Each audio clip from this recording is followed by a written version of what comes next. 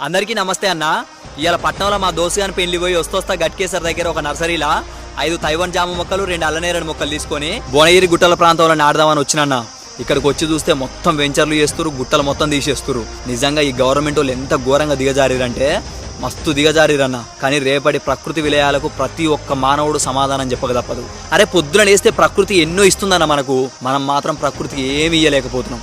ఉన్న చెట్లను నరికేస్తున్నాం, ప్లాస్టిక్ తోటి భూమిని నాశనం చేస్తున్నాం, పొగ కాలుష్యంతో ప్రపంచాన్ని సర్వనాశనం చేస్తున్నాం. మొత్తానికి ఇక్కడ నాటిన ఫలితం లేదని కొంచెం ముందుకు వచ్చిన యాదాద్రి గుట్టలు ఉంటాయి. ఈ గుట్టలలో నాటుతున్న మొక్కల్ని జర మీరిగిన వర్షాకాలం స్టార్ట్ అయింది కదా, రేపటి నుంచి భారీ వర్షాలు ఉన్నాయట. ఎక్కడ పడితే అక్కడ రోడ్లెమ్మటి అయితే రోడ్లెమ్మటి, గుట్టలల్లో అయితే గుట్టలల్లా జర మొక్కలు నాటురన్నా. నాటే మొక్కలు జర పండ్ల మొక్కలు నాటుర్రి. ఎందుకంటే పక్షులకు ఆ కోతులకు కానీ జర ఉపయోగపడితే ఊర్లలోకి రాకుంటుంటాయి, అదే అడవులలో తినుకుంటుంటాయి. వృక్షో రక్షిత రక్షిత. వృక్షాలను మనం రక్షిస్తే మనని వృక్షాలు రక్షిస్తాయి.